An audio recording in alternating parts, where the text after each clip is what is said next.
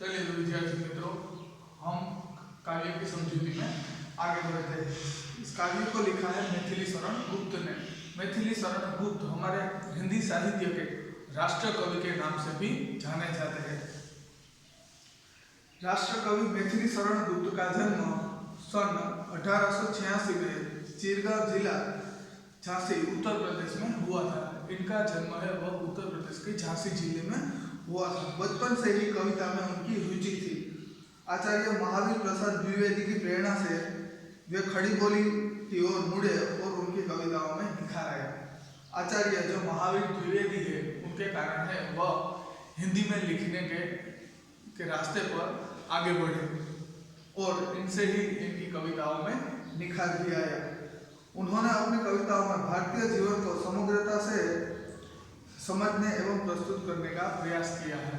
इन्होंने अपनी कविता में भारतीय जीवन कैसा होता है वह दिखाने का और समझाने का उन्होंने बहुत ही बड़ा प्रयत्न किया है। खड़ी बोली हिंदी के आरंभिक अन्यायों में से एक थे। वह हिंदी के लेखकों में सबसे पहले जो शुरुआत के दौर में जो लेखक लिखते थे हिंदी भाषा में, वह उनमें से एक थे। साकेत गुप्त जी द्वारा लिखित महाकाव्य है। इसके अतिरिक्त यशोधरा, पंचवटी, भारत भारती तथा जयद्रथ व्रत आदि उनकी मुख्य काव्य कृतियां हैं। इस काव्य के अलावा भी इन्होंने कई सारे काव्य लिखे हुए। इनकी मृत्यु सन 1964 में हुई और इनकी मृत्यु है वह सन 1964 में हुई थी। अब इस काव्य की समझूती का एक पैराग्राफ दिया गया है। मारने वाले से बचाने वाला बड़ा होता है, यह उक्त चतुरार्थ है। मारने वाले से बचाने वाला बड़ा होता है, यह उक्ति चतुरार्थ है, यानी कि यह उक्ति उचित ही है गौतम बुद्ध के जीवन से। और यह प्रसंग भी गौतम बुद्ध के जीवन से ही प्रेरित है। संवाद शैली की इस कविता में गौतम बुद्ध के बचपन की एक घटना का उल्लेख है। संवाद शैली में लिखा है, माँ और बेटा है वह बातें करते करते कहानी सुनते हैं और कहानी सुनाते हैं। उस शैली में यह काव्य लिखा हुआ है। तो इस कहानी में गौतम बुद्ध के बचपन की एक घटना का यहाँ पर वर्णन किया गया है, जिसमें उनका पुत्र राहुल माँ यशोधरा से राजकुमार सिद्धार्थ की उसी कहानी को दोहराने का आग्रह करता है जिससे उपर्युक्त उक्ति परिभाषित हुई थी। गौतम बुद्ध बनने से पहले जो महाराजा थे सिद्धार्थ, जिन्होंने बाद में संन्यास स्वीकार कर वो गौतम बुद्ध नाम के बहुत बड़े साधु बन गए और बौद्ध धर्म की उन्होंने स्थापना की। तो साधु बनने से पहले जो राजकुमार थे सिद्धार्थ, उसका पुत्र, उसकी पत्नी यानी कि उसका नाम था यशोधरा और उसका पुत्र राहुल, उसके पुत्र होने के बाद उन्होंने संन्यास स्वीकार किया था। तो उनकी पत्नी यशोधरा है वो सिद्धार्थ यानी कि गौतम बुद्ध के बेटे को यह कहानी सुनाती है और वह कहानी है गौतम बुद्ध की ही है। तो अब हम कहानी में आगे बढ़ते हैं। यह कहानी है वह पूरे संवाद शैली में लिखी हुई है, यानी कि माँ और बेटा दोनों बातचीत कर रहे हैं। उस शैली में इस कहानी को लिखा गया है। माँ कह एक कहानी। राहुल है वह अपनी माँ से कहता है कि माँ तुम मुझे एक कहानी सुनाओ। यशोधरा से कहता है माँ तुम मुझे एक कहानी सुनाओ। बेटा समझ लिया क्या तूने मुझे अपनी नानी?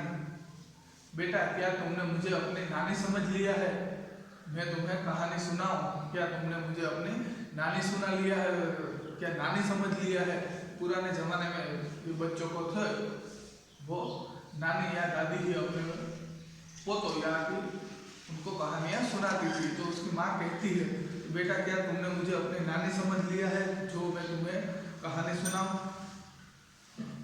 कहती है मुझसे यह चेटी यानी कि दासी। जो यह चित्र दिया गया है पीछे, जो आगे वीडियो में था वह चित्र, उसमें एक दासी भी दिखाई देती है। तो वह दासी राहुल से कहती है मुझसे यह चेटी। इस दासी ने मुझसे कहा है तू मेरी नानी की बेटी, कि तुम मेरी नानी की बेटी हो, तुम मेरी नानी की बेटी हो, इसलिए तुम ही मुझे कहानी सुनाओ। कह माँ कह लेटी ही लेटी, राजा था या रानी, माँ कह एक कहानी, तुम मुझे लेटी लेटी ही एक कहानी सुनाओ। पलंग पर सोते हुए भी तुम मुझे कहानी सुना सकती हो, पर मुझे एक कहानी तुम जरूर सुनाओ कि एक राजा था या फिर रानी। तू है हठी मानधन मेरे, सुन उपवन में बड़े सवेरे, तात भ्रमण करते थे तेरे, जहाँ सुरभि मनमाने।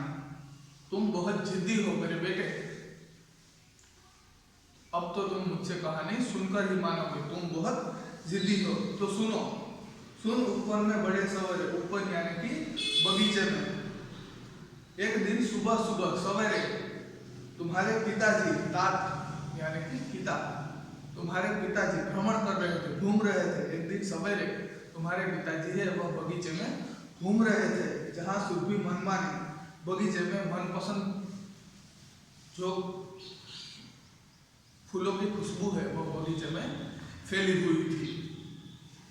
जहाँ सुरभि मनमानी, हाँ माँ यही कहानी, मनपसंद खुशबू या बगीचे में मनपसंद खुशबू फैली हुई थी। हाँ माँ तुम मुझे यही कहानी सुनाओ। वर्ण वर्ण के फूल खिले थे, झलमल कर हिम बिंदु झीले थे।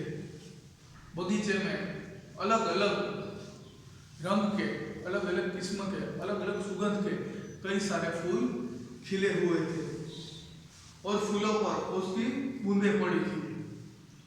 झलमल कर हिम बिंदु यानी कि ओस की बूंदे, गुजराती में कहिए तो झाकड़, એવા ઝાકળના બિંદુઓ પણ ફૂલો પર પડેલા હતા।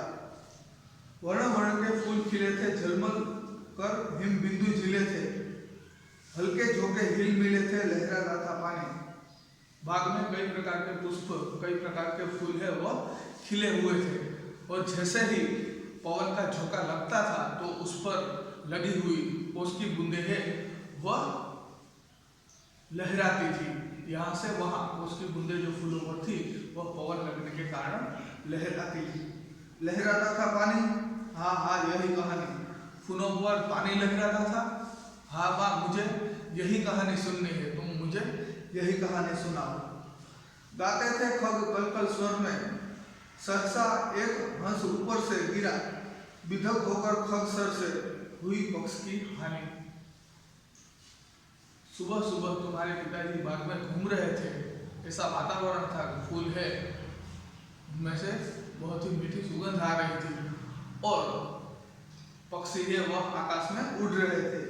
गाते थे खग कलकल स्वर में, आकाश में से जो पक्षी गाते गाते जा रहे थे।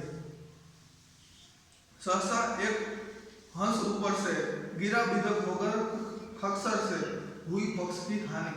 और अचानक आसमान से एक हंस है वह बगीचे में गिरता है, उसके पक्ष में विधक होकर गिरा खगसर से।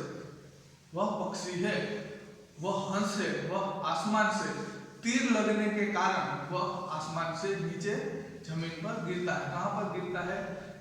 क्योंकि जहाँ पर गौतम बुद्ध है वह बाग में घूम रहे थे, वहाँ उनके सामने और उसके पंख में हानि हुई थी। हानि यानी कि उसके पंख में है वह तीर लगा था, जिसके कारण उसका पंख है वह घायल हुआ था। आकाश में से उड़ते हुआ एक हंस है वह वहां पर आ गिरा और उसके पक्ष में है, उसके पंख में है वह तीर लगा हुआ था, जिसके कारण उनका पंख घायल हो गया था।